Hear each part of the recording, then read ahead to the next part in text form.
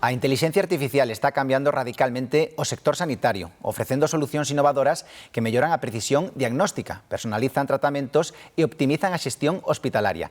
Na Universidade da Coruña, o Grupo de Investigación BARPA desenvolve aplicacións tecnolóxicas orientadas á detección precoz de diferentes patoloxías, entre elas o melanoma.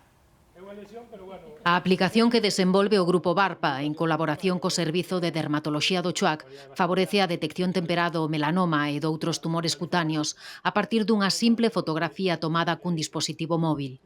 O sistema de intelixencia artificial analiza a textura, a contorna e as irregularidades da mancha e establece os niveis de risco. A idea é que un sistema de inteligencia artificial sexa capaz de analizar esa imaxe e determinar o risco que podería haber en base a algunha mancha, unha posible lesión, de que eso estivese asociado ao mellor a algún tipo de cáncer, melanoma da pel, para poder detectalo de forma temprana.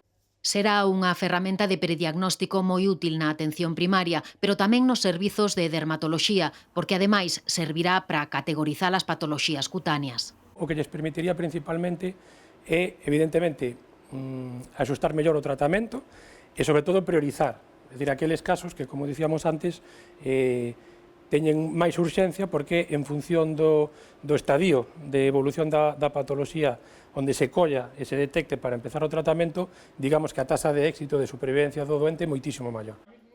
Agardan iniciar a validación clínica da aplicación a mediados do ano que ven. Desde a súa fundación en 2005, o Grupo BARTA traballa no desenvolvemento de sistemas orientados á telemedicina.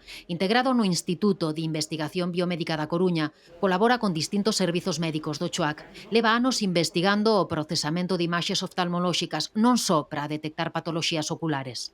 Permiten estimar tamén o risco de outro tipo de patoloxías, por exemplo, enfermidades neurolóxicas, neurodegenerativas, ou tamén predicir incluso o risco de enfermidades cardiovasculares.